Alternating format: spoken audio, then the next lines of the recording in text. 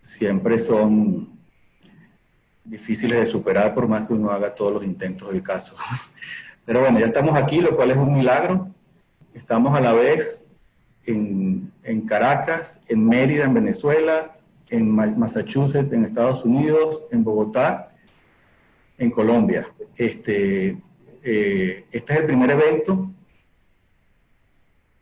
que la revista Latin American Literature Today hace por esta vía, y en esta ocasión con un especialísimo y gran apoyo tanto de la Fundación para la Cultura Urbana como de la Fundación La Poeteca. Es decir, que estamos muy contentos de poder llevar adelante este evento en esta alianza, ¿no? La ocasión que nos reúne hoy es que vamos a conversar, vamos a escuchar a 6 escritoras venezolanas.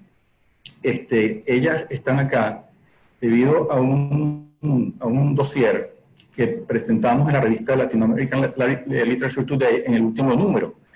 La revista LALT, para decirlo en español, es una revista que va ahorita a cumplir 4 años. Se creó, este número más reciente es el número 15, es una revista trimestral. Es una revista dedicada a la literatura latinoamericana contemporánea, completamente bilingüe.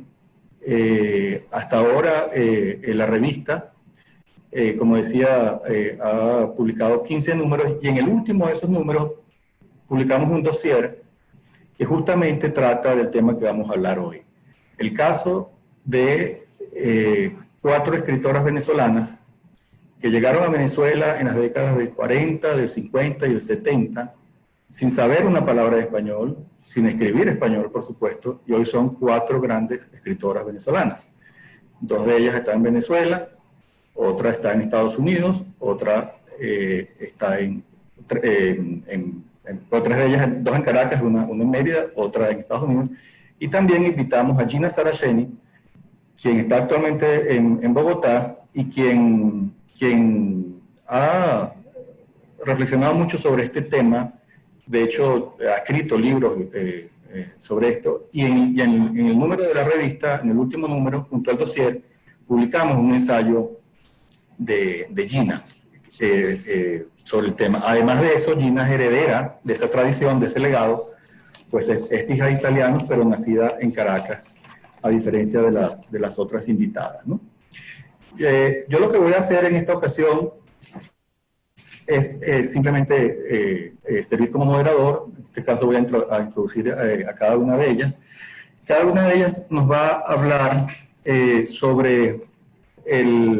va a reflexionar sobre esta temática, que ya en el dossier que presentamos en la revista, cada una de ellas hizo un breve ensayo. Entonces lo que queremos es que profundicen, amplifiquen, complementen algunas de las ideas que ya se elaboraron en ese ensayo y que todos pueden ver libremente a través de la revista. Para acceder a la revista, simplemente hay que escribir el nombre, tal cual como está aquí en la pantalla al lado izquierdo, Latin American Literature Today, todo corrido.org. Es una revista digital de acceso libre. Está, creo que no lo comenté, es un proyecto que se originó en la Universidad de Oklahoma, y está vinculado a otro gran proyecto casi centenario, que es la revista World Literature Today, que es la revista de mayor tradición literaria en Estados Unidos, asociada al premio Neustadt, llamado o conocido como el premio Nobel americano. Esta es una revista, este premio Neustadt es un premio que entre los ganadores del premio y los jurados cuentan con más de 30 premios Nobel. Es una experiencia muy enriquecedora haber trabajado junto con este proyecto, con esta revista WLT, y de ahí nace el ALT, ¿no? como un proyecto dedicado exclusivamente a la literatura latinoamericana. Bueno, yo sin más voy a empezar a darle la palabra. Lo que vamos a hacer es cada una de las participantes tiene entre 10 y 12 minutos para exponer, como decía ahora, ¿no? Para ampliar o desarrollar o algunos de los aspectos que en los ensayos que ellas han trabajado y de su propia experiencia, por supuesto, desde ahí nos hablen, y luego de que cada una de ellas haya hecho su intervención, vamos a ir entonces a la fase de preguntas. Vamos a empezar entonces con Victoria de Stefano, ¿no? Es la primera de nuestras invitadas.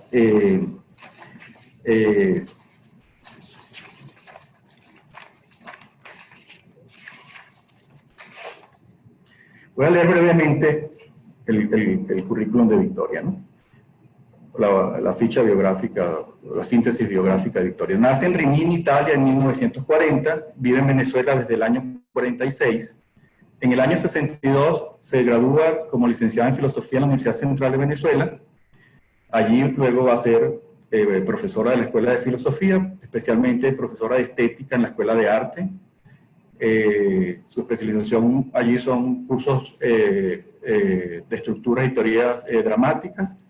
Ahora, Victoria es una novelista fundamental de nuestra literatura. Entre sus libros se cuentan El Desolvido en el año 70, La noche llama a la noche, del 2008, El lugar del escritor de 1992, con varias reediciones, Cabo de Vida del 94, con reediciones, Historia de la marcha a pie, con varias reediciones también, originalmente en el 97, la novela Lluvia, Pedir demasiado, La refiguración del viaje, un libro de ensayos, paleografías, del 2010, Diarios 1988-1989, un estupendo libro de análisis de la obra de Baudelaire, Poesía y Modernidad, que es del año 84 con reedición de Equinoccio en el año 2006. En Bogotá publicó o reeditó un ensayo llamado Su vida, y su más reciente libro fue publicado en Bogotá también, recientemente, como digo, se llama Vamos, Venimos, del 2020. Bueno, sin más, pues yo quiero dar la palabra a Victoria para comenzar entonces esta conversación.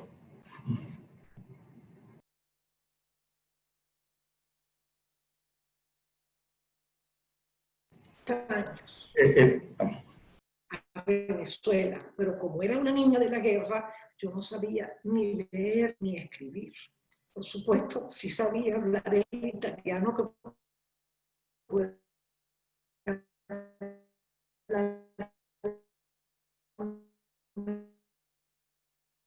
una niña de 6 años. Cuando nosotros había muchas librerías italianas, pero colegios italianos no había. Así que yo entré directamente a una escuela en castellano, en español, y además mi papá y mi mamá nos dijeron que nosotros habíamos venido para quedarnos. Es decir, creo que el trauma de la guerra hacía que la gente considerara que llegaba a un lugar donde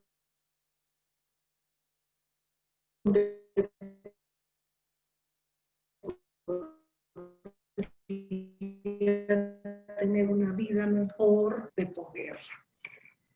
Cuando yo estaba en la Universidad de Salamanca, bueno, tuve un panel con una serie de estudiantes y ellos me preguntaron a mí que cuál consideraba yo que era mi lengua materna. Yo me quedé un poco pasmada porque yo no considero el italiano mi lengua natural. Y creo que algunos lingüistas prefieren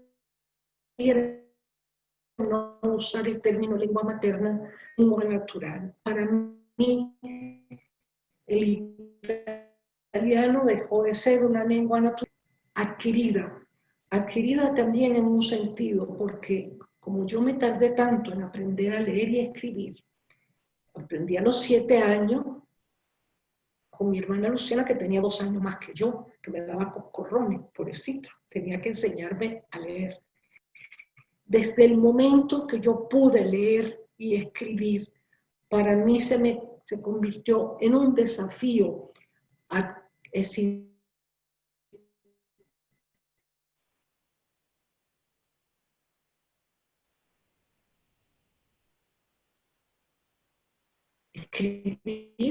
y leer bien. Esta italianita lea y escriba mejor que ustedes. Y regañaba a mi amiga, porque para ellos el español era una lengua que no necesitaba ejercer, estudiar, aprender. Yo sí lo necesitaba. Y creo que desde ese momento yo me dediqué a estudiar y aprender. Y para mí era terrible cometer una frase. Yo tenía siempre el diccionario. Siempre estaba leyendo en el diccionario. Si yo no conocía una palabra, la estudiaba. Creo que ya en esa necesidad de aprender el idioma como si fuera propio, como si fuera natural, estaba la vocación de escritora. No sé si la palabra vocación es la correcta. Yo utilizaría inclinación, el deseo de escribir. Empecé a escribir bastante muchacha, no es que escribiera grandes cosas, pero yo escribía como una especie de diario, tenía mi cuaderno. Estaba más adolescente, leí un libro de Dostoyevsky y traté de escribir como Dostoyevsky, o trataba de escribir como, o sea, había como un deseo de imitar, de representar. No escogí estudiar letras porque sentí que mi relación con la literatura no pasaba por intermediarios, es decir, no pasaba por los profesores. Yo iba directamente, como decía Kant, que entre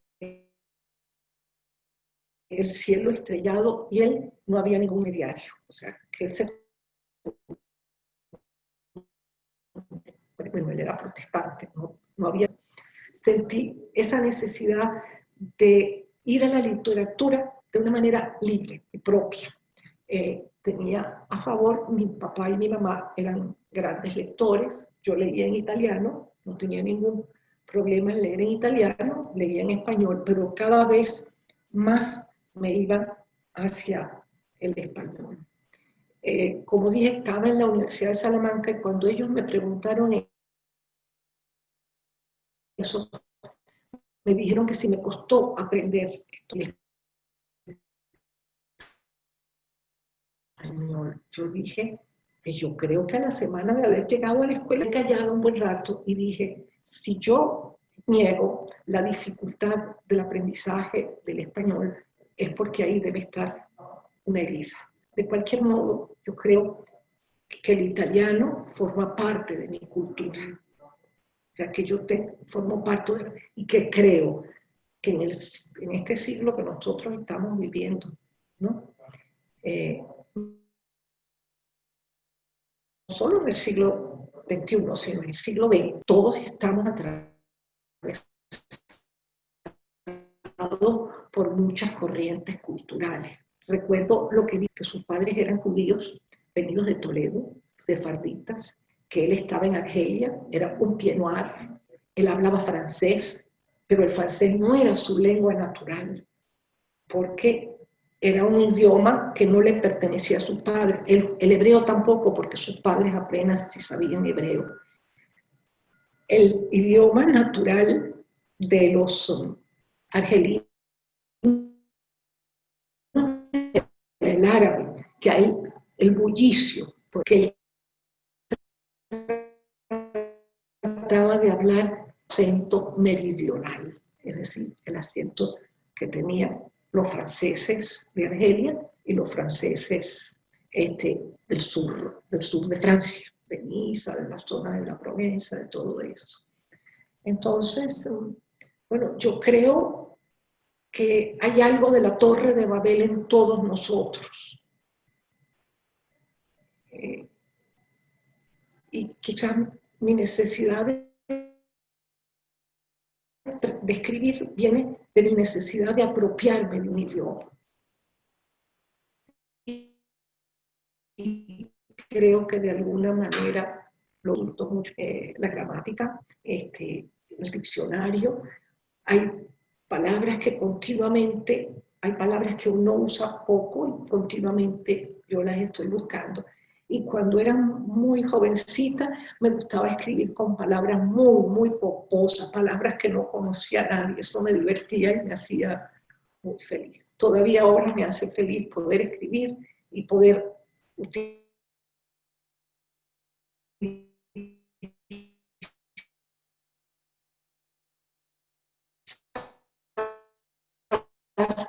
una gran cantidad de vocablos, no son de uso corriente coloquial. Una vez alguien dijo que yo tenía acento italiano, la señora dijo, y el marido dijo, no, ella no tiene acento italiano, ella habla como una profesora. Las profesoras hablan más despacio, modulan más porque necesitan ser escuchado y ser entendido. Ven un poco, esa es mi experiencia. Creo que he hablado más de 10 minutos. Bueno, Victoria, muchísimas gracias. Bueno, y aprovecho de nuevo para invitarlos a todos a leer el dossier donde Victoria desarrolla estas ideas, varias de estas ideas en un ensayo, y además en el caso de cada una de ellas, además del ensayo específico que escribieron para la revista sobre este tema, hay una muestra de su obra literaria. En el caso de Victoria es un ensayo, en el caso de Rowena unos poemas, al igual que en el caso de Márgara, en el caso de Crina un cuento, ¿no? Entonces van a tener la posibilidad de profundizar sobre todos estos aspectos yendo a la revista, ¿no? Quería comentar, como antes de presentar a Márgara, simplemente para hablarles brevemente de la trayectoria que ha tenido la revista LALT hasta hoy en día. Hasta ahora hemos publicado unos 430 autores latinoamericanos. Hay alrededor de 150 traductoras y traductores que han participado en la revista. Hay un total de 180 reseñas sobre libros latinoamericanos de 22 países de América Latina. Esta es la única revista que existe completamente bilingüe, español-inglés, y además también con otros idiomas, en algunos casos, particularmente el portugués. Hay una sección de literatura brasileña, y digo esto porque Márgara es además especialista en literatura brasileña, entre otras cosas. Entonces también por eso quiero aprovechar como antesala a la presentación a Márgara hacer mención a eso. En realidad en la revista hay 14 idiomas, porque además del español, el inglés y el portugués, hasta ahora hemos publicado una sección dedicada a literaturas indígenas, 11 lenguas indígenas, ¿no? Entonces realmente lo que quiero es de nuevo invitarlos a la revista, donde además de poder ver a fondo o leer a fondo este dossier del cual estamos hablando hoy, podrán tener una panorámica mucho mayor de la literatura latinoamericana en diferentes géneros literarios y en diferentes campos culturales. Bueno, Victoria, como ya sabemos, ella llega de Italia. El caso de Márgara es similar, también llega de Italia. En el caso de Márgara llega de Palermo. Quiero decir que en el caso de Gina, de Victoria y de Márgara, cuyas familias son italianas, hay un antecedente muy importante en la literatura venezolana que es ineludible, ¿no? Que es el caso del libro Mi padre el inmigrante, ¿verdad?, de Vicente Gervasi, como todos sabemos, y la significación que ese libro ha tenido en la historia de la literatura venezolana. Entonces, la noción del inmigrante ya está desde el libro de Gervasi del año 45, pero Gervasi nace en Canoao, vuelve a Italia, va a Italia de joven, después vuelve a Venezuela, en fin, ya hay una figura allí, digamos, desplazándose en el imaginario literario venezolano entre Italia y Venezuela, ¿no? Entonces, de algún modo ese legado parcialmente recogido, en el caso de Italia, por personas como Victoria, como Márgara o como Gina. Bueno, Márgara es actualmente profesora de literatura y cultura latinoamericana en Amherst, Massachusetts. Ella nació en Italia, vivió en Venezuela por más de 40 años y es especialista en la literatura latinoamericana del siglo XX, incluyendo la literatura brasileña, la literatura caribeña, hispanoamericana, y con una perspectiva comparativa y multicultural. Sus intereses tanto de investigación como de docencia incluyen especialmente la poesía y la escritura de mujeres. Ha publicado una cantidad muy grande de libros y de artículos de crítica literaria. más de 50 artículos y varias traducciones de autores brasileños e italianos. Y esta es otra faceta que algunas de nuestras invitadas tienen, ¿no? Y cultivan también la traducción. En el caso de Márgara, ha traducido a Oswald de Andrade, a Antonio Cándido, a Cecilia Meireles, a Giuseppe Ungaretti, a Claudio Magris, entre otros. Y ha también hecho antologías de importantes escritoras, la escritora Antonia Palacio, la escritora venezolana, o la uruguaya Marta Canfli. Bueno, en todos los casos voy a hacer una síntesis a la hora de leer las fichas, digamos, biográficas, porque son extensas. Sin más, pues, quiero dejarle la palabra a Márgara Russotto para que se incorpore a este encuentro. Bueno, muy bien. ¿Me escuchan? ¿Sí? Bueno, ante todo quiero darles las gracias a Arturo y a todo el equipo, a todo el equipo de la revista Latin American Literature Today y de la Fundación en Caracas, para este hecho absolutamente fuera de serie para mí, por encontrarme con las personas más queridas de mi historia en Venezuela, ¿no? Es realmente muy conmovedor. Bueno, pero yo lo que sentí con esa pregunta sobre la lengua materna es que yo no sentí ninguno de las inquietudes e incomodidades en relación al español. Eso fue como que entró en mi piel así como de una manera osmótica, si se puede decir esa palabra, aprovechando las libertades de Victoria, de que hay que decir palabras rimbombantes, importantes, ¿no? Como que fue algo. Yo llegué de 12 años, yo había terminado toda la primaria en Italia, pero yo entré y el español fue así como un enamoramiento infinito que no terminó nunca, y no ha terminado porque no entra otra lengua, porque ella es máximo italiano y portugués y no entra más nadie, es decir, es mi lengua. Yo tengo esa osadía, ¿verdad? Es una ilusión, es un acto de soberbia, pero yo siento el español mi lengua. Pero cuando yo trabajo un texto en italiano, pues siento lo mismo. Siento lo mismo. Entonces, no sé qué maravillosa imbricación hay entre esas dos lenguas, que para mí, ¿cuándo es que yo empiezo a sentirme otra con la lengua? Cuando llego a los Estados Unidos. Claro, ya de 50 años, obviamente, es otra la percepción del mundo, ¿no? Entonces, esta unión para mí, Italia-Venezuela, es perfecta, es absolutamente equilibrada, no entra en conflicto. ¿Será que oculta un trauma? El trauma de la migración existe, pero yo creo que ese trauma lo vivieron mis padres. Yo lo sentí y lo siento y quisiera escribir sobre eso. Un dolor, un dolor y una esperanza a la vez, ¿no? Siempre incumplida. Ellos sí, ellos creo que sí vivieron otra historia. Ahora, ¿quiere decir que yo me sentía venezolana? Pues no, yo no era venezolana, pero era como una circunstancia tan insignificante, incluso nunca para mí significó extraño que alguien dijera, llegó la hija del museo. Pues eso es la hija del museo. Museo es un museo, ¿no? Es decir, para mí esa fue la experiencia. La experiencia de la emigración, la experiencia de ser otro, me ocurrió en Estados Unidos, no en Venezuela. Sin embargo, después pensando un poco con todas estas situaciones y además a partir del texto que lo hace pensar a uno, cuando le mandan a escribir algo, uno uno se sorprende y dice, ¿y esto es posible? ¿No? Este tema. Así que me hizo pensar muchas cosas.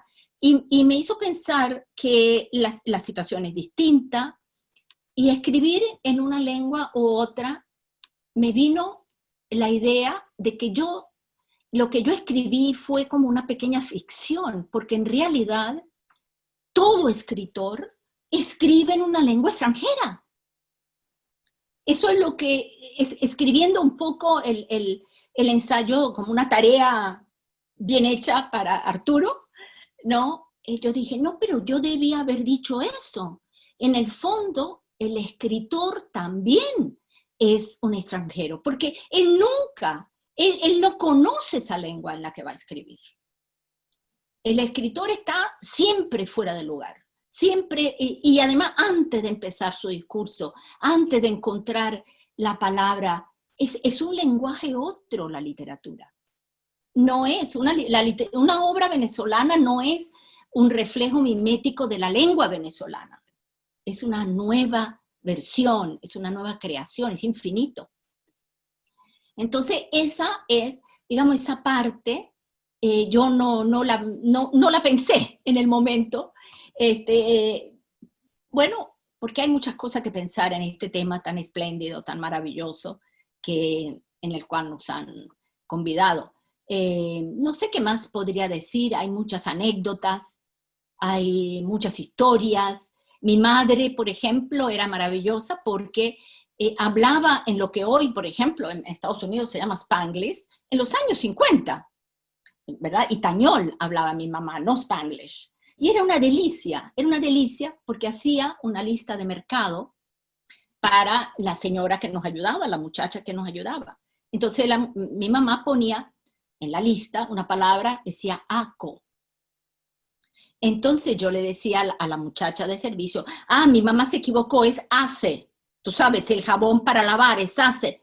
Me dice la chica. No, señora, es ajo. Su mamá dice aco. Es decir, que eso estaba en nuestra vida y era deliciosa y era encantadora porque no había ningún tipo vamos a decir, de restricciones. Era un placer de las lenguas. Mi hermana es lingüista, por ejemplo, ¿no? Es decir, hemos vivido las lenguas como una fiesta, siempre, ¿no? Sin ver, ¿verdad?, que la lengua es un instrumento del poder, obviamente, ¿no? Pero nosotros estábamos ahí caribeando, chicos, ¿qué más? Estábamos caribeando con el español maravilloso, ¿no? Entonces hay muchas anécdotas, muchas historias, muchas cosas que quedan por decir, ¿no? Y para mí ha sido muy lindo también leerlas a ustedes. Ha sido un descubrimiento maravilloso, reconectarnos, ¿no? Así que, pues, creo que eso es todo por ahora. Gracias, Arturo. Muchas gracias, Márgara, muchísimas gracias. Les recomiendo un poema que ya es canónico en la poesía venezolana de Márgara, que se llama Caracas 1958, donde van a ver poéticamente cómo se resuelve esa experiencia que ella está hablando del ace y el ajo. El ajo. Es realmente poema, para mí fue un descubrimiento. Sé que Gina también creo que lo ha traducido o lo ha trabajado en su libro de ensayos. No sé si eso es traducible porque está en español y en italiano a la vez. Pero en el dossier de la revista pueden ver ese poema, entre otros que hay allí de Márgara. Y quisiera añadir, antes de presentar a Rowena, como para complementar también la idea que acaba de expresar Márgara, que está en sintonía con otro escritor que en el número anterior, el dossier fue publicado en el número 15 de la revista. En el número 14 publicamos un ensayo de un escritor, digamos, que tiene la misma experiencia de ustedes, que es Fabio Moravito. Fabio Moravito es un poeta escritor nacido en Alejandría, llegó a los 16 años a México, sin hablar una palabra de español tampoco, y es un gran novelista, cuentista y poeta. En el ensayo que escribió en la revista LALT, Fabio, que fue publicado en la revista LALT, el ensayo se llama Escribir en casa ajena, hay una reflexión que tiene que ver, y por eso la quiero citar, con lo que acaba de decir Márgara. Y la leo sin más. Dice así: al experimentar en carne propia la capacidad de la escritura de desfigurar una experiencia vívida, reinventándola de raíz, su conciencia del estilo será en principio más aguda que la del escritor nativo. A través de estilo, el escritor advenedizo se recorta una suerte de idioma propio dentro del idioma huésped, recuperando simbólicamente la naturalidad de una lengua materna, la lengua sin acento. Para él, pues, el estilo lo es todo. En realidad, también para el escritor nativo, un problema estilístico es un problema de arraigo. Si no, no sería escritor.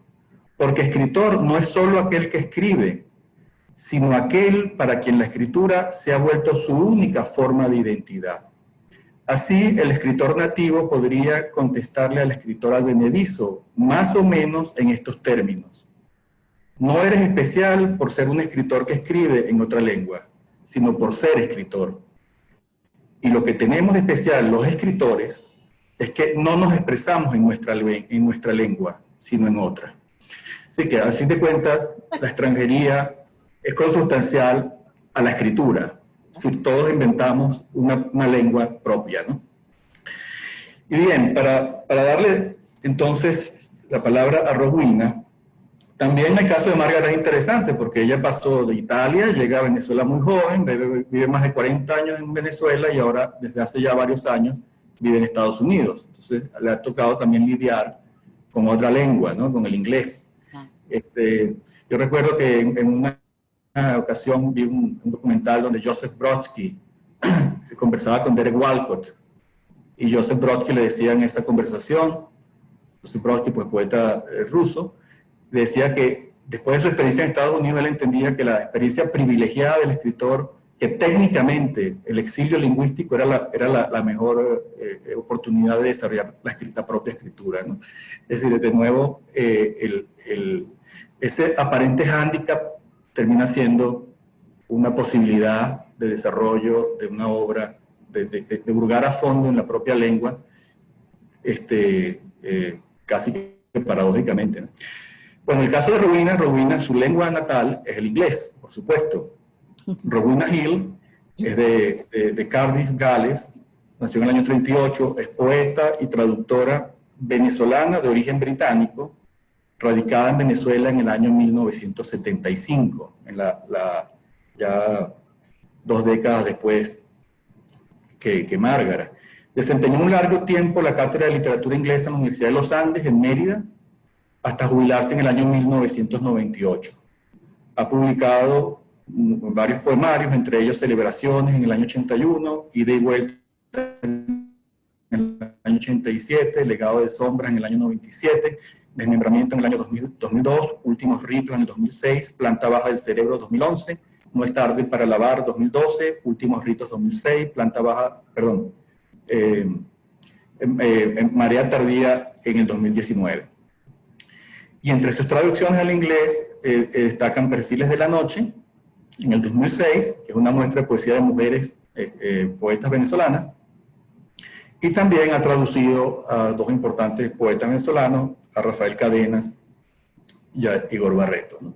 Tiene una muy amplia experiencia como traductora, además de como poeta, que además entiendo que la obra poética de Rowena en español y en inglés. Ha habido momentos, poemas en español y poemas en inglés en parte de su obra. Bueno, Rowena, sin más, pues, por favor, incorpórate también a la conversación. Y bienvenida, gracias. Gracias, Arturo, y gracias a todos los organizadores del evento que nos invitaron. Me alegra mucho verle la cara a todas esas bellas amigas escritoras. Mire, yo dudaba muchísimo que iba a poder conectarme con los problemas que tenemos aquí de luz e internet. En efecto, se fue la luz a las 8:20 de la mañana y yo estaba segura que estaba excluida. Por milagro, llegó en tiempo. Bueno, por eso, por la duda que tenía de poder hablar, escribí como un pequeño ensayo casi que le envié a Arturo para que lo leyera si yo no estaba. Así que yo voy a leer eso. Me disculpen por no hablar directamente. Y quisiera primero hacer una pequeña corrección. Es que parte de mi obra es en inglés por un libro bilingüe, pero en realidad no soy poeta en inglés o casi. Mi poesía ha sido en español. Bueno, leo. Una de las sugerencias de Arturo para este coloquio era que si quisiéramos, agregáramos algo a lo que habíamos dicho en nuestros ensayos, que en mi caso fue muy personal, fue prácticamente la historia de mi vida, de mis relaciones con los idiomas a través del tiempo. Esto es menos personal. Seguí pensando en el encuentro posible entre un idioma no propio del poeta y el nivel íntimo y profundo de la psiquis de donde sale la poesía auténtica, que me parecía de alguna manera haber vislumbrado cuando trabajaba en mi último libro, y me puse a releer los ensayos de Seamus Heaney en el libro Finders Keepers. Heaney, porque no conozco otro poeta que parezca tan completamente identificado con su idioma, que profundice y desarrolle su lenguaje de una manera tan específica y particular durante su carrera. Me sorprendió un poco la concepción que él tiene de la relación entre idioma y lo que podemos llamar inspiración. En un contexto donde habla del descubrimiento de su propio alejamiento de la forma dialectal irlandés del inglés, que era el idioma de su origen, dice, parafraseándolo, que existen escritores como Joyce o Shakespeare que parecen tener acceso sin distinción de pertenencia a todos los cofres en el tesoro de las palabras, pero que esta capacidad está fuera del alcance de la mayoría de los escritores, como la residencia constante dentro del primer idioma de un hogar herméticamente sellado. Así, igual a lo que le está diciendo Magra, lo que está diciendo Arturo, los idiomas los inventamos siempre hasta cierto punto. Heaney afirma inequívocamente en otro contexto: la acción crucial es preverbal, ser capaz de permitir que la primera señal o provocación, sentida de una manera borrosa o incompleta, se delate y acerque como un pensamiento, un tema o una frase. Y cita a Robert Frost: un poema encuentra el pensamiento encuentra las palabras.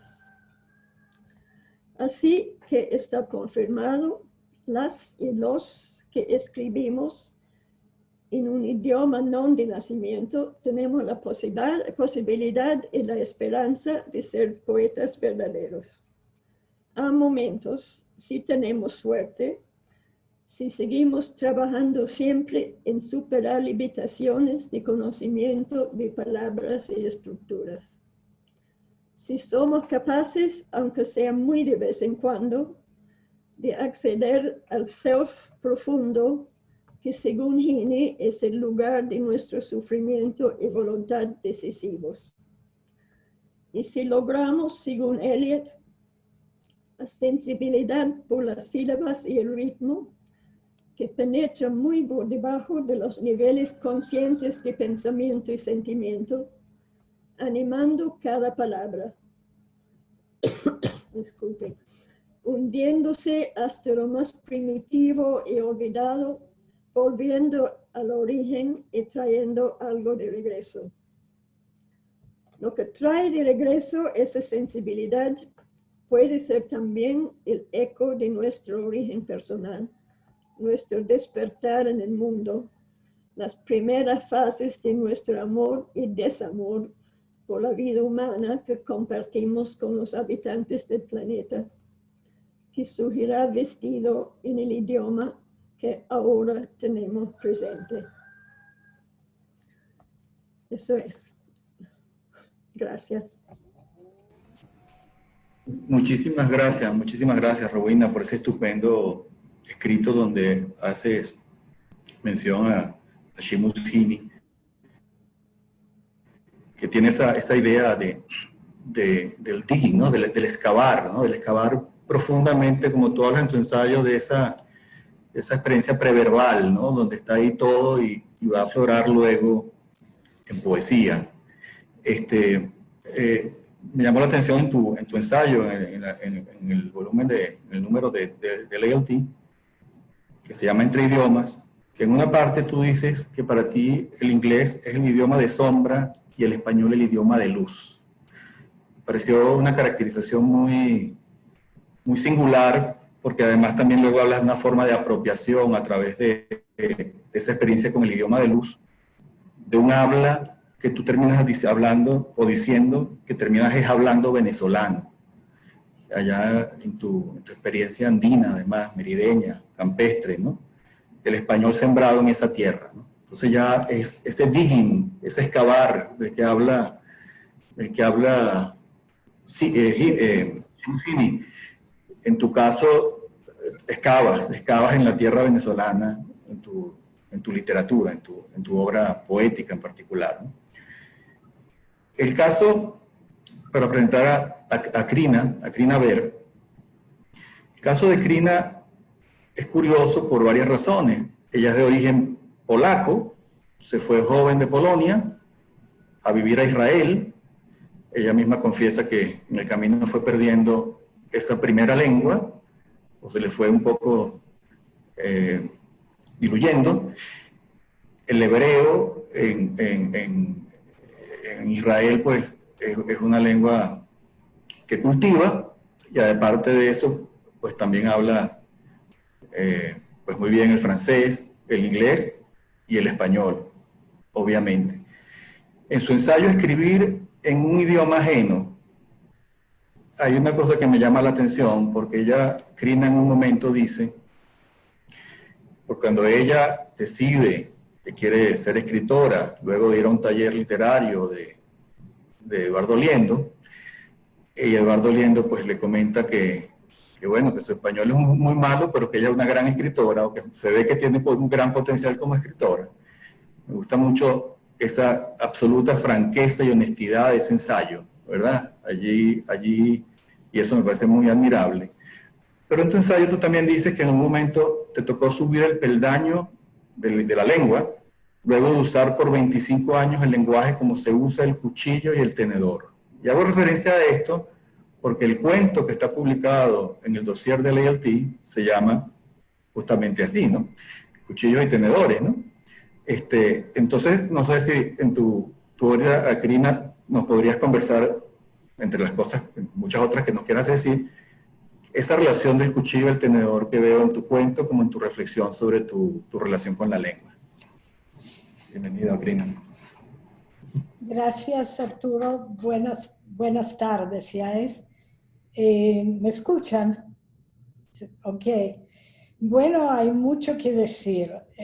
Mira, tú sabes que cuando tú dijiste que hay una ponencia de 10 minutos, de hecho voy a poner mi timer, un momentico. Ok. Que hay una ponencia corta, yo fastidiada te pregunté si puedo decir lo mismo que ya dije en el ensayo. Pero y tú me dijiste que sí, pero desde que pasó ese tiempo, yo leí a mis colegas de aquí, a Victoria, a Márgara, a Rowena, y me pareció increíble la cantidad de cosas que se puede decir sobre ese tema y que yo no había dicho. por supuesto tampoco me van a entrar en esos 10 minutos. Pero también quiero agradecer la manera como la revista y tú en particular están enfocando esto. Bueno, les voy a confesar algo. El tema de hablar o de escribir en idioma ajeno era como mi karma más odiado. Y yo comencé a escribir, mi primer cuento que escribí ganó mención en el Nacional, de esos que escribí con Eduardo Liendo y me dijo que estaba lleno de errores. Pero desde entonces me han hecho mucha propaganda, en mi opinión, muchas entrevistas y cosas, en mi opinión no tan justificada, pero por más que yo anhelaba que hablen de lo que yo escribo, todo el mundo quería saber cómo aprendí español, como un poco como un mono amaestrado. Y yo odiaba que me piden hablar de esto. Ahorita, cuando gané este año el transgenérico de la cultura urbana, pensé que hemos terminado con el tema. Ya tengo 4 libros publicados, uno de ellos universitario, 2 cuentos y una novela que ganó el premio de la crítica en 2016. Y sin embargo, cada entrevistador con quien me viene, cuéntanos cómo tú aprendiste español. Bueno, entonces para ese ensayo me costó incluso comenzarlo, pero me dije, ok, voy a decirlo una vez porque es verdad que yo aprendí español, pero no ese español bastante balurdo que hablo, pues yo hablo mucho peor que escribo, sino ese español que está a un otro peldaño. Cada lengua tiene varios peldaños. Hay gente que se arregla con 200 palabras y les va a extrañar cuántos son. Pero hay un peldaño que es el peldaño de la escritura. Y eso yo no conté nunca, sino a mis amigos que trabajaban a veces conmigo. Yo me he hecho tremendos diccionarios. Cuando descubrí que quería escribir, que no voy a volver sobre toda mi historia que está en la revista, me comencé gradualmente a enamorar del idioma. Dice Ednodio Quintero algo que me quedó siempre en la cabeza. Para mí está claro, dice él, que la literatura es el uso del idioma con fines estéticos. Es una cosa muy seca y que de paso cambia muchísimas ideas preconcebidas sobre otra cosa. Yo estoy absolutamente de acuerdo con ella porque para mí cuando escribo, nunca me movía la idea de que tenía una historia por contar. Me movía una frase, una metáfora. Parezca increíble, pero todas mis cosas que me dicen, ay, tú eres arquitecta, lo estructuras muy bien, pero no es verdad. Yo siempre comienzo sin estructurar nada porque una frase me movía algo. De hecho, es algo que ocurre muy poco ahora. Bueno, ya lo dije en el ensayo, como el amor en un matrimonio. Después de 20, 30 años, es difícil recordar esa emoción del principio, del enamoramiento principal. Pero también no es una definición suficiente porque la literatura para mí tiene algo más que me movía mucho al principio y que me sigue moviendo. Es esa sensación de que uno está tomando una realidad cualquiera, cotidiana. Póngase las dificultades que tuvimos para iniciar ese encuentro. Y al momento que uno lo pasa, esa realidad, uno lo transforma a través de su mente y su corazón a un plano verbal, es como magia. Esa manera de transformar lo real a otro plano mucho más libre, mucho más bonito, mucho más interesante y sobre todo coherente. La realidad es muy poco coherente y eso lo dijeron desde Orwell, muchos. Pero yo había preparado que quería decir, estoy hablando de otra cosa, me perdonan, es típico. Muchas veces me decían también, ay, tú que eres políglota, porque yo hablo como 6 de ellos, uno muy mal y hay un 7º ahí que es ruso, que me apresuré de olvidar. Eso es un karma, eso no es una ayuda cuando uno quiere escribir. Cuando uno quiere escribir, tiene que conocer muy bien un idioma. Debo decir que esa idea de que yo ya he dicho todo y no tenía más nada nuevo que añadir se me pulverizó cuando leí los ensayos de mis amigas y colegas escritoras que admiro, aunque hasta ahora conocía solo a Victoria, que es mi referente literario máximo. Yo creo que hay tantas cosas parecidas en nuestra historia, sin hablar de la edad, que nos sitúa de emigrantes de Europa, de esa Europa que era como un ventilador que sacaba a la gente de sus raíces después de la Segunda Guerra Mundial. Pero yo creo que hay que distinguir dos cosas que son interesantes. Yo me identifico mucho más con Rowena que con ustedes dos, que tarde o temprano, que digamos es verdad, pero llegaron de niñas. No es lo mismo llegar de niño que llegar de una persona adulta. Y lo hablo con propiedad porque extrañamente todas aquí sí hemos pasado por esa experiencia, aunque no fuese a Venezuela. Entendí que Rowena la llevaron de Inglaterra a Australia y que aunque parecía el mismo idioma, no lo era, porque un idioma es un conjunto orgánicamente unido, una especie de espectro cultural local que hace falta aprender y sentir para que el idioma sirva. Y yo tuve esa experiencia a los 9, ella tuvo 7, por lo que entendí, y yo tuve 9. Me llevaron a Israel, que era, digamos, la vida al revés, la cultura al revés respecto a todo lo que me han inculcado en Polonia. Y tuve que, es verdad que los niños aprenden mucho más rápido y parece que no tienen trauma, así como dijo Victoria en su ensayo. Me tomó años entender que mi trauma era esa aparente ausencia de trauma. Yo estaba clara que tenía trauma porque a los 9 años yo estaba segura que iba a ser escritora. Yo amaba el idioma polaco. También me llamaba mucho la atención, otra digresión, me llamaban muchísimo la atención idiomas que no eran polaco, por ejemplo, español o italiano, por la belleza de ciudades que se llaman Florencia, Granada, Barcelona, que se pronuncia tan bonito, con tanto Granada, mira, y con tanta melodía, cuando uno viene de un país donde hay Szczecin, Bydgoszcz, Łódź, y esos son las ciudades polacas. Y entonces todo idioma que no tenía esos sonidos que yo dominaba muy bien y todavía, pero me atraían mucho esas otras lenguas, las lenguas mediterráneas especialmente. Pero ¿de qué estaba hablando? De la diferencia entre experiencia de niña y experiencia de adulto.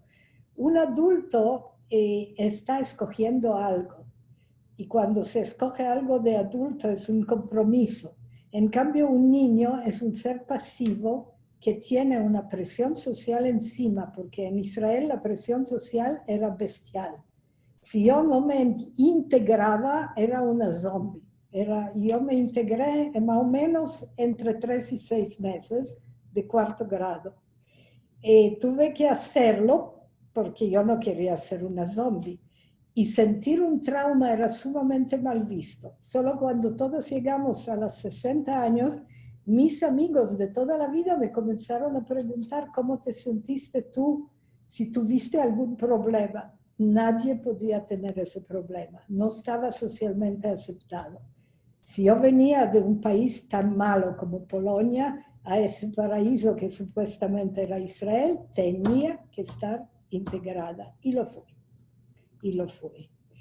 Ahora, entonces, también es verdad que aquí voy a citar algo de Rowena. Quizá la impronta de luz y de la naturaleza que se recibe en la primera infancia nunca puede ser sustituida, y eso, por más que uno no lo cree, es verdad.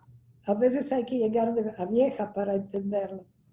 Yo lo sé porque yo no entiendo poesía, me disculpan mis 2 poetas aquí. La poesía, 3, perdón Gina, 4, Arturo. La poesía en español me cuesta muchísimo que me entre, que me toque y que me mueva. En cambio, la poesía polaca, aunque esté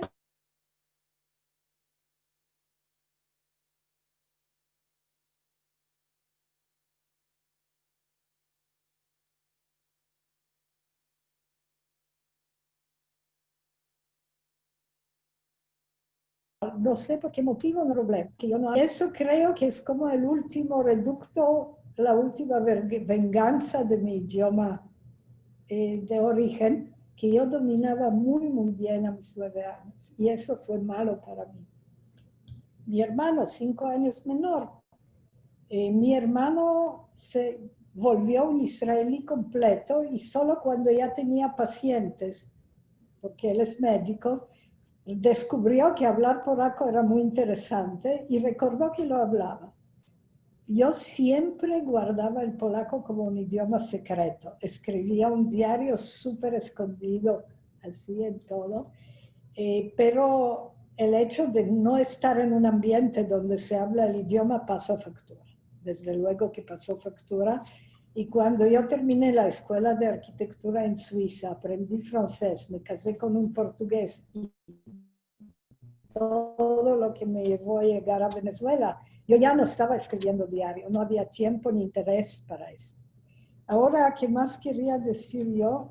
Que yo en mi ensayo me he concentrado sobre todo en un tema que era el tema del asombro que le da a alguien escribir en un idioma y recordar cuando no lo entendía. Es una cosa que siempre me lleva cierto asombro, porque yo llegué a Venezuela y yo no sabía decir buenos días. Tenía un bebé, tenía 26, 27 años y un bebé de 11 meses. Y no entendía nada. Y siempre recuerdo, y era uno de los primeros textos que escribí en el taller de Eduardo Viendo, que le gustó tanto. Lo que sí no había dicho y que quedaría para un libro de ensayos prácticamente, es que al tocar el tema de cambio de idioma, uno toca el tema que une el idioma a la escritura, forzosamente. Y eso es un tema muy grande. Y sin querer uno toca siempre el tema imposible de separar del cambio de idioma, el tema de inmigración, el tema del extranjero, el tema del inmigrante, que hoy día ya es tan manido, tan trillado, que uno trata, yo por lo menos trato de evitarlo, por lo menos en ese ensayo. Pero no lo he evitado en mis cuentos, porque si los vuelvo a leer, todo está ahí, está mucho.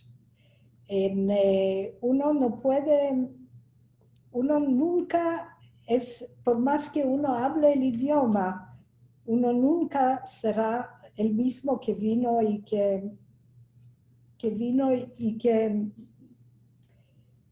no es lo mismo que el idioma materno. Siempre hay esa cosa de preguntar o de no entender no tanto el idioma, sino la referencia. A veces me pongo brava cuando veo, por ejemplo, en Twitter o en Facebook, que me hablan de cosas que yo no entiendo y ellos son como los entendidos. Siempre hay un grupo de iniciados en cualquier idioma, en cualquier cosa. Y yo digo, por favor, ¿qué son esas siglas? Pueden decir de qué hablan, eso es un site público, no para iniciados, pero sí lo es, en este caso. Miren, sí. Yo transmití mi asombro, traté hasta en el ensayo, hasta puse pedacitos de textos para transmitir mi asombro y el recuerdo del idioma que no conocía. Porque en mi caso ese asombro es mucho más fuerte y existe. Margarita, Rowena, Victoria, todas ustedes, por más que no fue su lengua materna, no fue su lengua normal, han estado unidas a la lengua, han trabajado con la lengua, eran profesoras universitarias, publicaban, no se han alejado de la lengua. Yo hacía detalles metálicos para los techos de Sambil y antes hacía transformaciones de quintas y apartamentos de lujo para gente que no estaban en el ámbito de escritura, porque nosotros como que no tenemos ni esos recursos ni esa idea para contratar a alguien que lo haga en lugar de uno. Y antes trabajé 10 años con Carlos Gómez de Llarena, o sea, el mejor estudio de arquitectura que existe aquí, o que existía, claro, también un poco con Jimmy Alco, que era otro gran arquitecto. Pero eso de ser arquitecto empleado tampoco exige que uno conozca un idioma. Y yo llegué aquí brava, yo no quería otro idioma, yo estaba hasta aquí de cambiar idiomas. Y aprendí español lo suficiente para escribir, digo yo, memorándum para cuerpo de bomberos. Y lo más poético que podía sacar sería descripción de proyecto para enganchar al cliente, que eso era lo que yo escribí. Pero probablemente esa luz y esa relación con el idioma que uno tiene en la niñez es como algo natural que vuelve al galope. Y a mí me volvió cuando fui a escribir a mi hijo menor a la universidad. Todavía no tenía 18 años y tuve que ser yo. Y yo vi la UCAB y era como si hubiera estado ahí en alguna vida anterior, no sé. Pero me dije, bueno, yo tengo que volver aquí, yo me voy a volver loca si no vuelvo a tener algún contacto con idioma. Ya estaba leyendo diccionarios sin ningún motivo. Y comencé a volver primero con un cursito de nivelación de gallicismos y todas esas cosas, nivelación para gente que sale del liceo. Y ese curso me hizo mucho bien y sobre todo comencé a leer,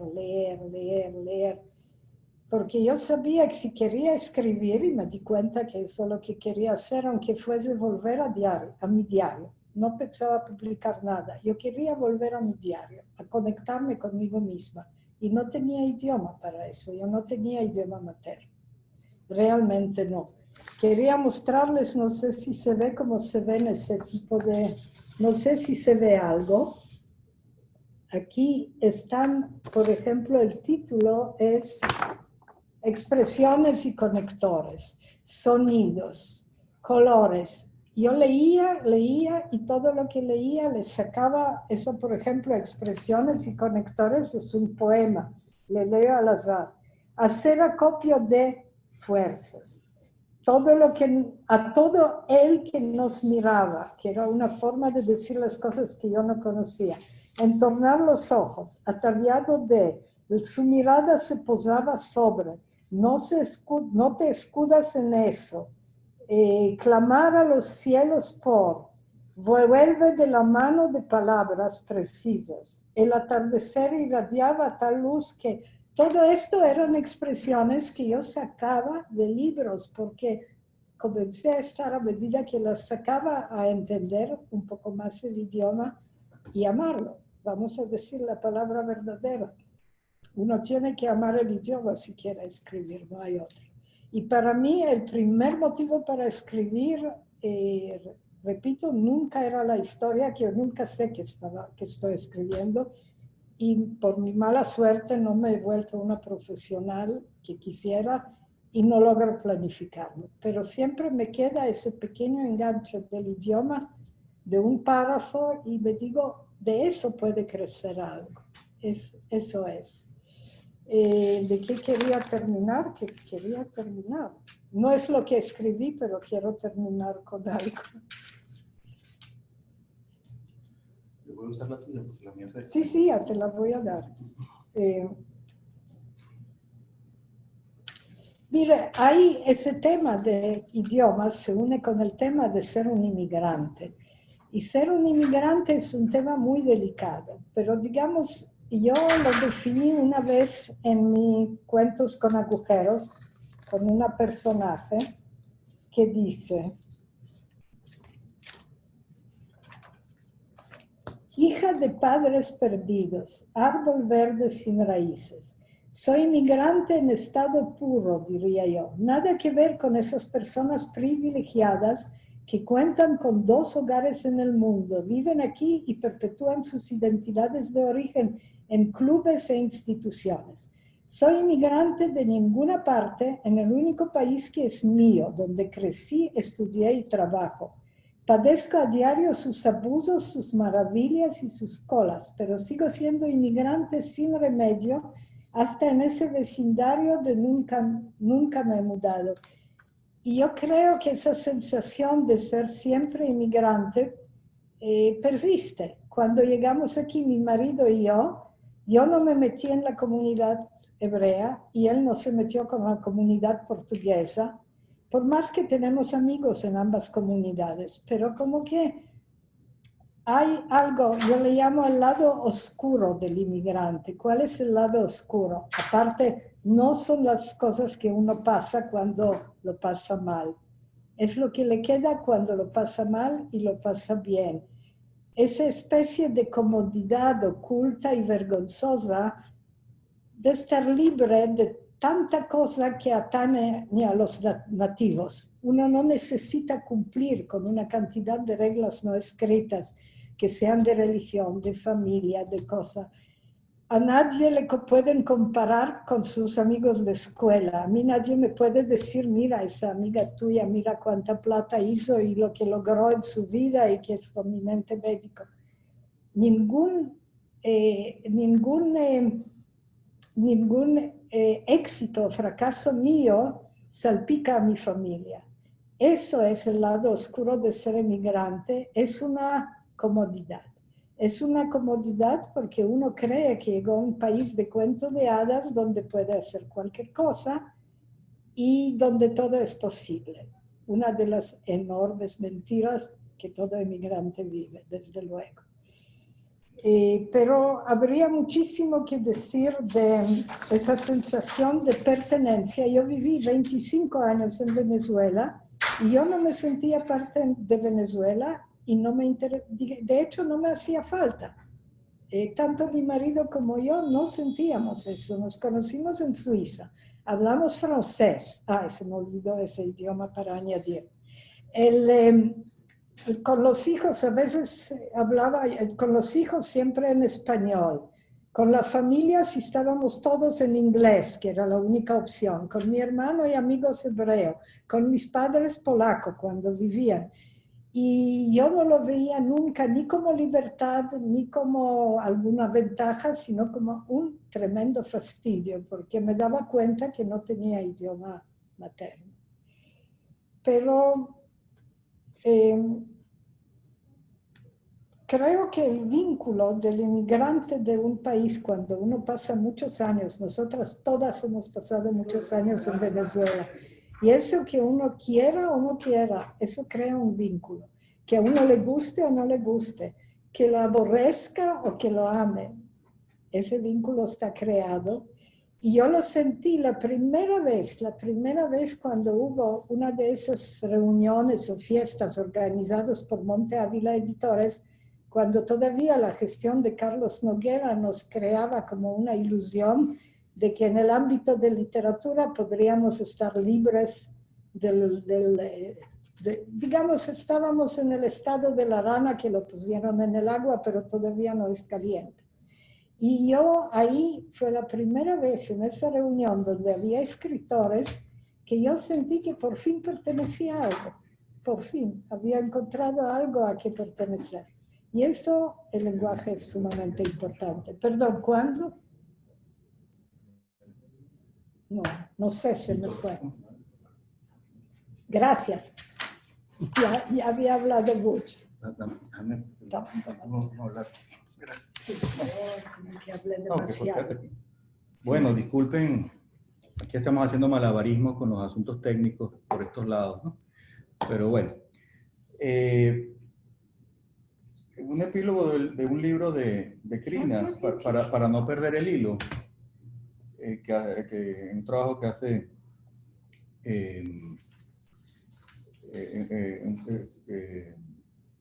Guillén Lara, Liliana Lara. Liliana Lara, hace referencia al epílogo del libro de Crina.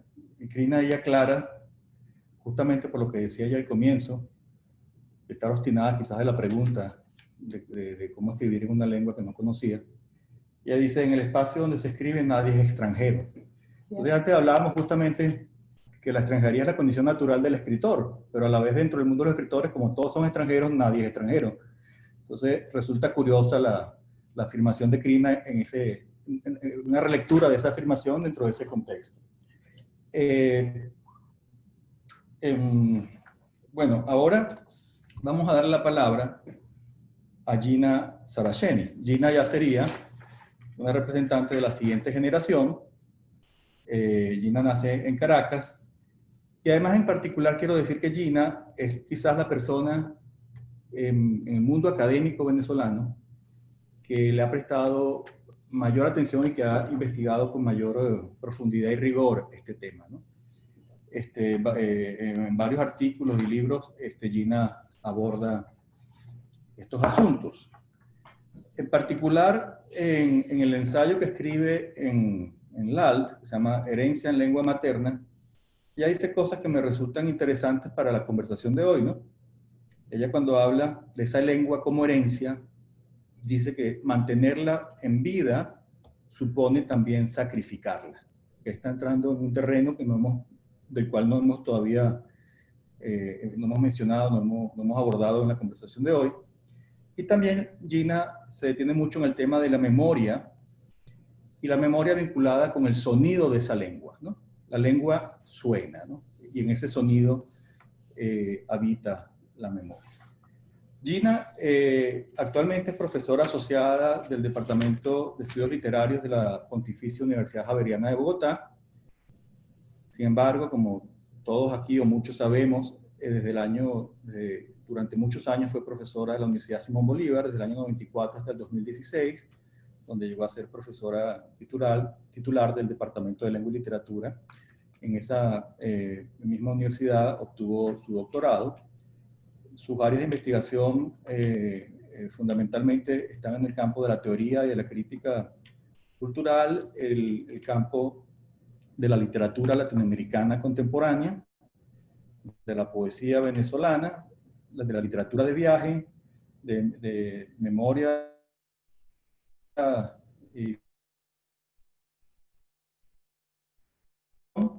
y también es actualmente editora del cuaderno de cuadernos de literatura de la Pontificia Universidad Javeriana de Bogotá, y entre sus libros, participó en una antología muy reciente que se publicó en España, en Pretextos, Rasgos Comunes, Antología de la Poesía Venezolana del siglo XX, y libros anteriores de Gina son La Soberanía del Defecto, 2012, y Escribir hacia atrás, Herencia, Lengua, Memoria. Entonces, sin más, pues, yo quisiera darle la bienvenida a Gina, que además no la menciono aquí, pero es una también extraordinaria poeta y traductora. Entonces, son múltiples los oficios de Gina, al igual que la de todas ustedes. Gina, bienvenida. Bueno, buenos días, ¿se oye bien? Sí. Bueno, buenos días a todos. Arturo, muchísimas gracias por la invitación. Para mí es un honor inmenso compartir hoy esta conversación con escritoras que admiro profundamente, Rowena, Márgara, Victoria y Crina. Y gracias también por hacer que el ensayo que escribí para LALT apareciera justamente cuando se publica el dossier de las 4 escritoras que tenemos aquí. Entonces agradezco también la revista, que me parece un espacio necesario, indispensable, para hacer que todas las lenguas que mencionaste al principio puedan transitar allí y puedan tener un lugar. Quisiera tratar de contestar la pregunta que nos convoca hoy, como lo hicieron mis colegas y amigas, y a pesar, y más que referirme al ensayo, que es un ensayo bastante teórico, donde la pregunta que me hago es cómo se hereda, ¿verdad?, un legado afectivo, un legado cultural, y que aprovecho para decir que en efecto ese ha sido el tema de mi investigación y es un tema absolutamente autobiográfico y quiero hablar de esa dimensión autobiográfica y no tanto de la investigación o de la que tiene una dimensión más intelectual, y me alegra mucho estar aquí hoy porque sobre todo Victoria y Márgara han sido autoras que he estudiado mucho y que me han permitido comprender muchas cosas que han marcado mi vida justamente como hija de inmigrantes. Entonces, más que hablar de reflexiones intelectuales acerca de cómo he pensado la herencia, porque eso además está en el ensayo, quisiera un poco poner a dialogar mi experiencia con la experiencia de ustedes que acabaron de hablar. Y fíjense que yo nací en Venezuela, de padres italianos, aunque mi madre es de madre alemana. Y por lo tanto, el entre lenguas ha estado presente en mi vida desde siempre. Porque cuando yo nací en Venezuela, y a diferencia de Márgara y de Victoria, también nací con el fantasma del regreso.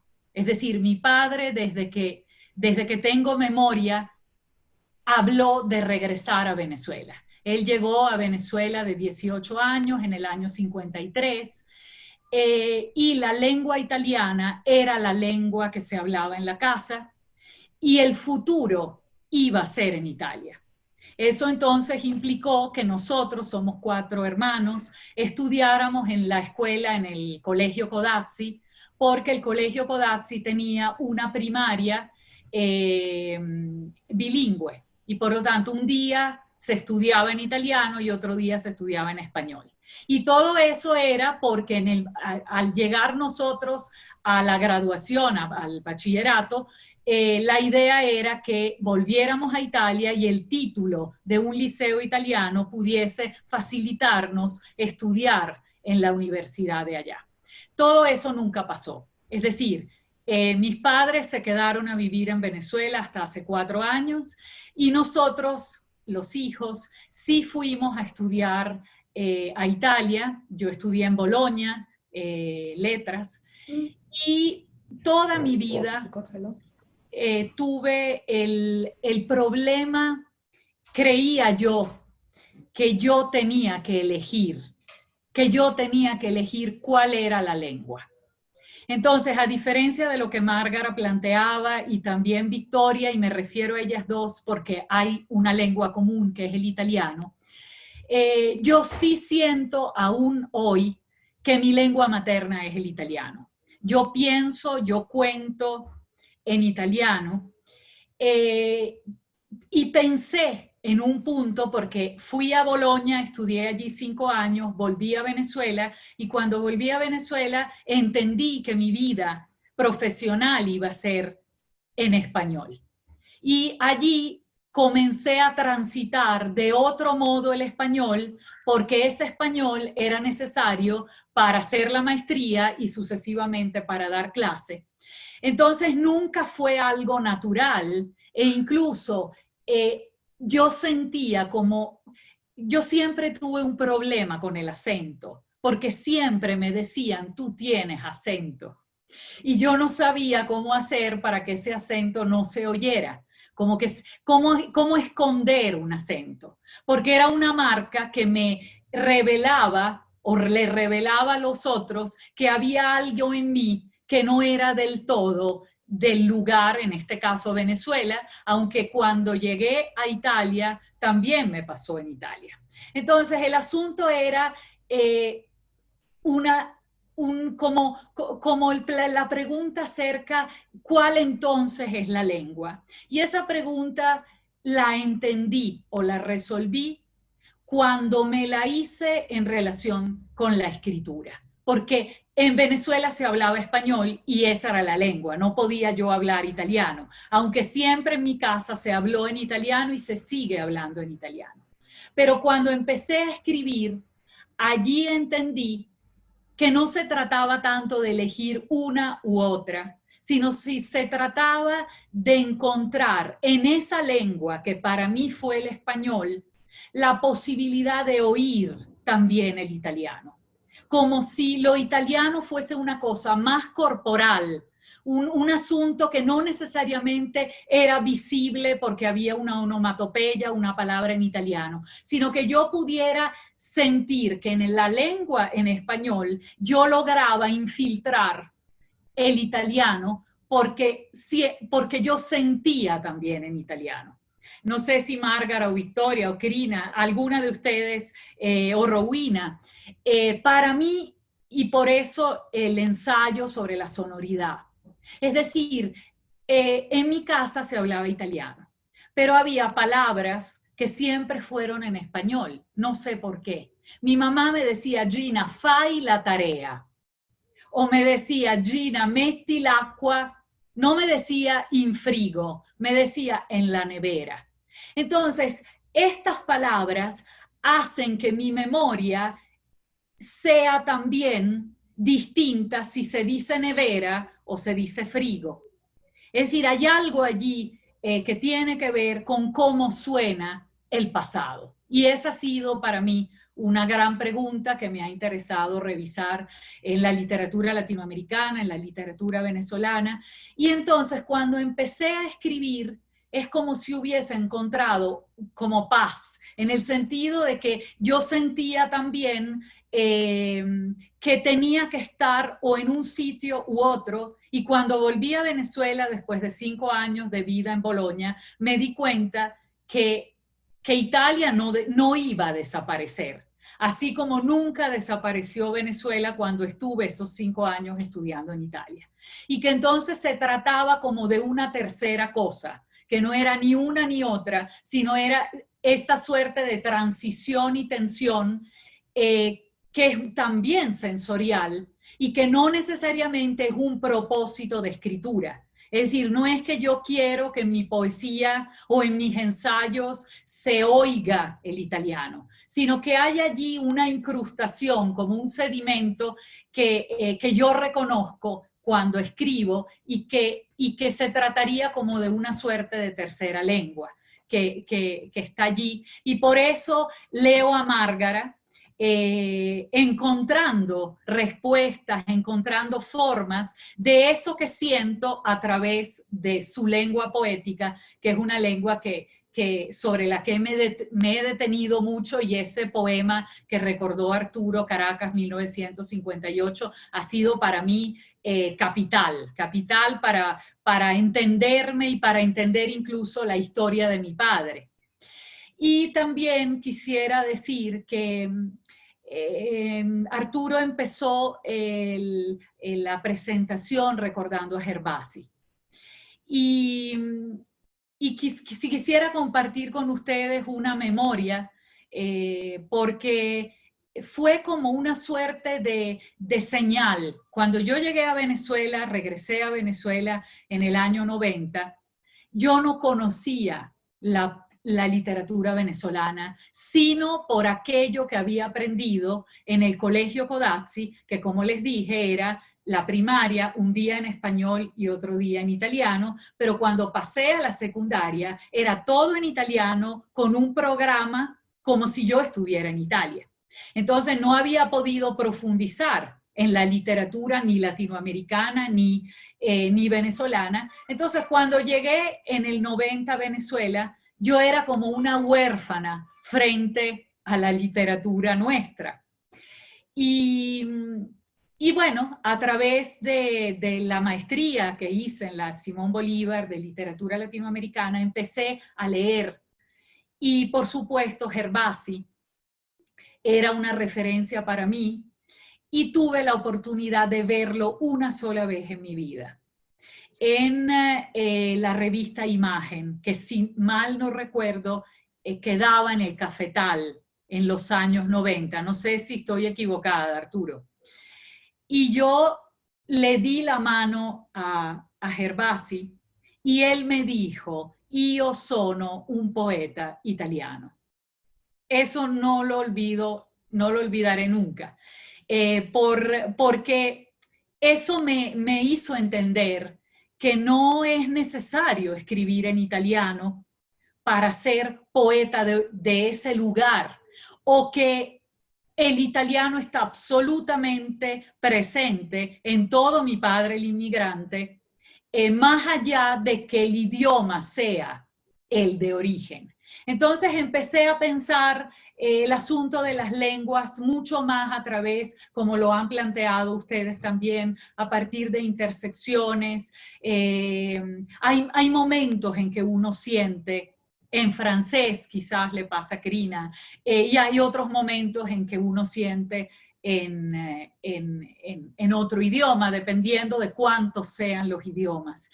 Y quiero decir una última reflexión.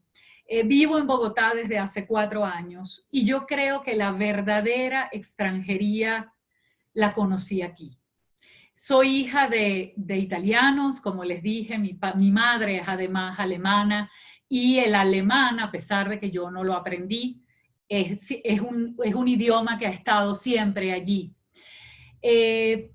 Pero tanto en Italia como en Venezuela, yo he sentido que pertenezco, aunque pertenezco con la sombra de ese otro lugar. No es que pertenezco a Italia sin sentir algo en relación a Venezuela. Y cuando, desde que estoy aquí, a pesar de que el idioma es el español, así como Márgara lo planteó en relación a los Estados Unidos, yo he sentido que estoy afuera. Y quiero decir también que hay un libro de Márgara que es Tundra, que me parece que todos los que estamos afuera en este momento deberíamos leer, porque es justamente esa extranjería otra, que no es ni Venezuela ni Italia en nuestro caso, que es como irreparable. Y frente a la cual es como si uno no supiera cómo volver. Y bueno, lo dejo hasta aquí. Y muchas gracias, Arturo, nuevamente. Bueno, muchísimas gracias. Muchísimas gracias a todas por su estupenda participación. Tenemos poco tiempo y hemos tenido lamentablemente una cantidad de dificultades técnicas, pero bueno, vamos, lo que voy a hacer ahora es leer un conjunto de preguntas que nos han enviado para que quien quiera de ustedes responder alguna de ellas, pues lo puede hacer, ¿no? Voy a...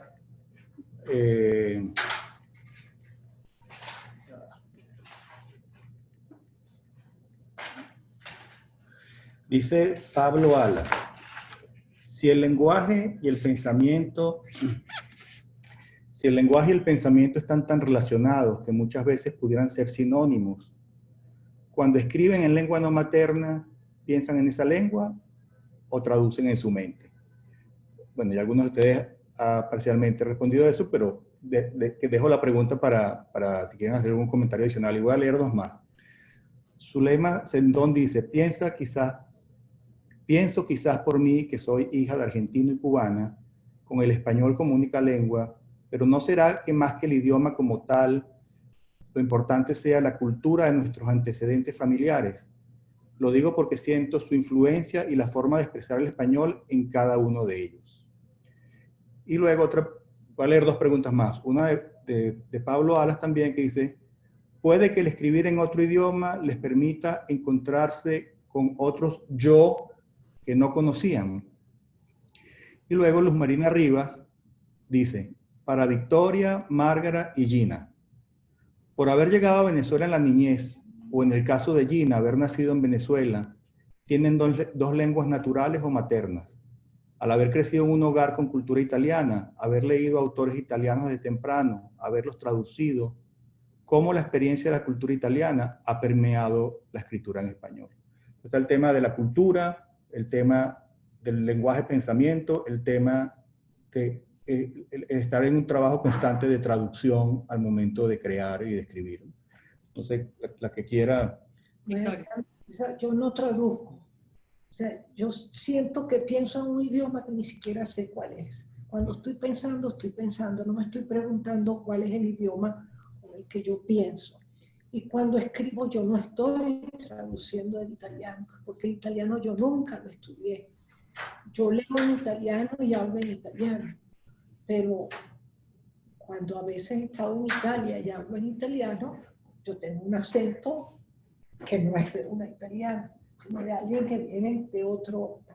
Yo a veces pienso que uno cuando adopta una lengua, la adopta completamente.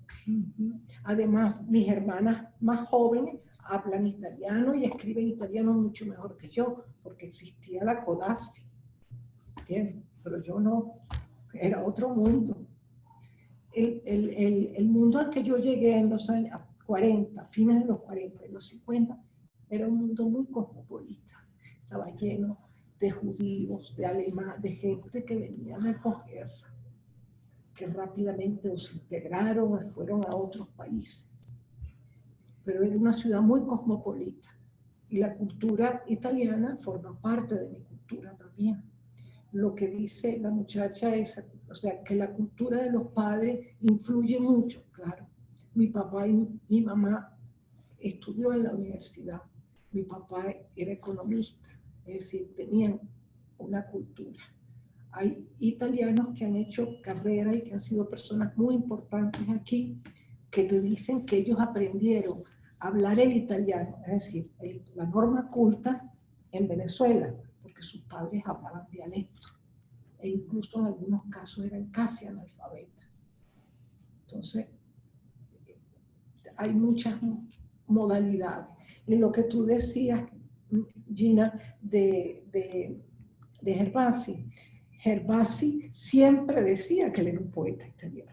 No lo decía públicamente, lo decía quizás de una forma privada. Y él era muy amigo de Juan Sánchez, y Juan Sánchez decía, Gervasi conoce la poesía italiana magníficamente. Gervasi estudió en Florencia, se tuvo que venir porque murió el padre. Y a veces yo estaba en casa de Juan Sánchez y Juan le decía, Victoria está aquí, no te puedo atender, pásamela, porque quería hablar en italiano. Bueno, él hablaba, yo solo lo vi, solamente lo vi, le afirmaba, pero él mayor adoraba hablar en italiano, era su pasión. Bien, ¿alguna tiene Márgara, Gina, Rowena? Yo quisiera, sí, responder a la primera pregunta porque está conectado con lo que yo dije. Creo que, como dice también Victoria, uno no sabe realmente en qué idioma está escribiendo al inicio, porque el poema aparece como un pensamiento, una imagen. A veces puede ser una frase que si uno, supongo, si uno tiene un solo idioma, será evidente por esa frase por dónde va a ir el poema. Pero en mi caso, algo está ahí, puedo empezar a escribir en un idioma, después llegan las próximas palabras, la próxima frase en el otro idioma, y muchas veces van creciendo juntos, contestándose uno a otro, o a veces oponiéndose uno a otro, de forma que al final las dos versiones del poema no pueden ser iguales. El lenguaje tira el tema del poema. Así que no es exactamente que uno está traduciendo de un idioma original al idioma secundario, sino que los dos idiomas son propios y trabajan juntos.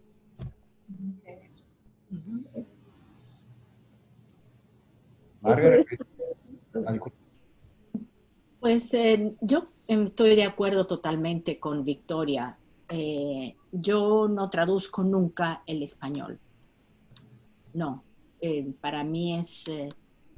y si debiera decir que hubiera un minuto de duda, si debiera decirlo, creo que ocurriría más con el italiano que con el español.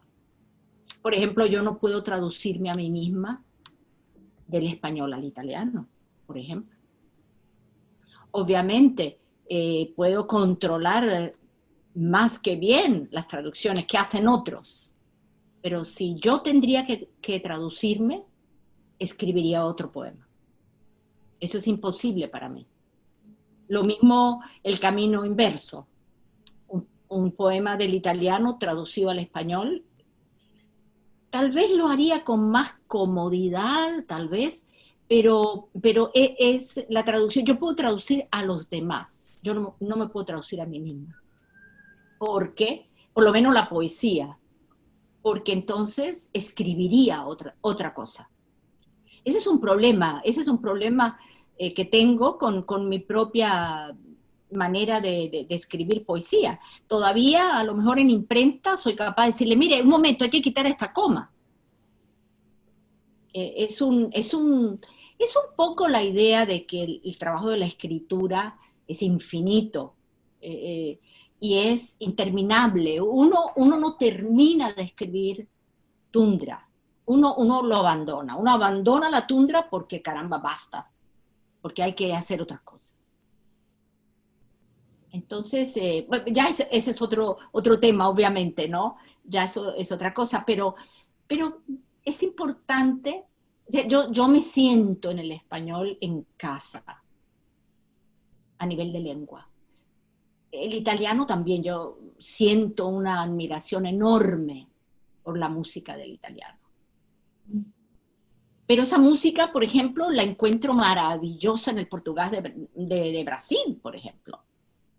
Entonces, cuando ya hay tantos amores y amantes por todos lados con la lengua, es difícil pensar esta es más importante que la otra. Cuando yo empecé a estudiar literatura brasileña, yo creo que imité cantidad de poemas de Manuel Bandeira.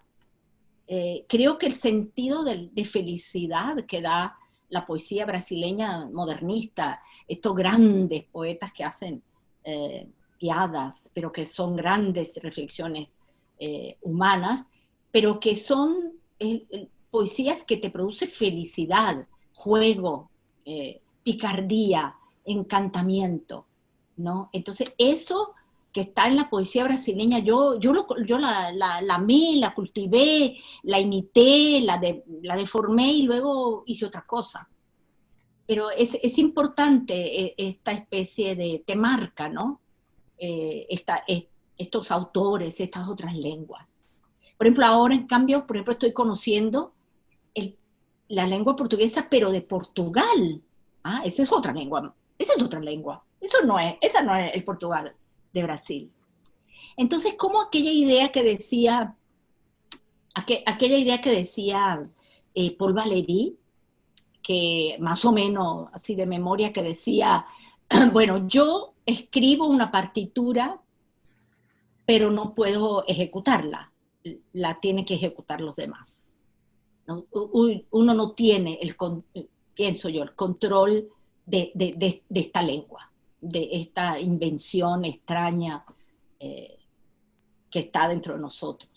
No sé si da una respuesta, creo que no da respuesta, no es para dar respuesta, pero es un poco eso, y comparto esa visión mucho de Paul Valéry, en el sentido de que uno escribe, lo abandona, no le pertenece nunca más, y los demás tocan esa partitura. Y si no la tocan los demás, no existe. Eso más o menos. Bueno, creo que ya estamos con tiempo, ¿no? Sí, es culpa mía. Bueno, la verdad es que muchísimas gracias a todos los que nos han acompañado hoy en este extraordinario encuentro, a nuestras amigas escritoras que nos han hablado de su propia experiencia, nos ha hablado de la reflexión en torno a este tema que nos convoca. Creo que ha sido una experiencia extraordinaria a pesar de los problemas técnicos que hemos enfrentado. Y pues bueno, de parte de LAL, de Latin American Literature Today, quisiéramos darle muchísimas gracias a todos, especialmente además a la Fundación para la Cultura Urbana y a la Fundación La Poeteca, quienes hicieron posible este encuentro, desde aquí, desde Caracas, y poder conectarnos con ustedes en distintas partes de Venezuela, en el caso de Rowena en Mérida, de Bogotá, en el caso de Gina, de Massachusetts, y en el caso de Márgara, ¿no? Yo quizás quisiera cerrar con una reflexión que tiene que ver con el ejercicio de la escritura, que pareciera que hay coincidencia en el hecho de que, como decía Crina, en el campo de los escritores nadie es extranjero, y como decíamos por otra parte, ser escritor necesariamente es siempre ser extranjero. Entonces, esta es una frase de Lyotard, que tiene que ver con la escritura, y con el hecho de ser escritor, y cómo siempre luchar contra una lengua. Lyotard dice, escribimos contra la lengua, pero necesariamente lo hacemos con ella. Decir lo que ella ya sabe decir es no escribir. Queremos decir aquello que ella no sabe decir, pero que suponemos debe poder decir. Esa yo creo que definición de Lyotard, esa aproximación al hecho de la escritura, engloba de alguna manera también la reflexión sobre la extranjería y la escritura de la que hemos venido hablando, y del oficio del escritor. Entonces, bueno, no me queda más que agradecerles a todos por su valiosísima aportes hoy, por toda esta maravillosa conversación. Y bueno, esta conversación va a quedar grabada y va a estar colocada en el canal de YouTube de la Fundación para la Cultura Urbana, de la Fundación La Poeteca y del ALT. Es decir, que por triple partida la pueden ver, así que no hay escapatoria. Lo que quedó aquí dicho, ya está dicho. Entonces, pues simplemente, pues muchas gracias, y bueno, hasta un próximo evento que anunciaremos en pocos días. Hasta luego. Muchas gracias, Arturo. Gracias a todas. Chao, Márgara, chao, Gina, chao, Rowena. A todas. Encantada de verles la cara, aunque sea de esta manera. Chao, Gina. Arturo, muchísimas gracias. Gracias a ustedes. Gracias. Muchas gracias. Chao, gracias.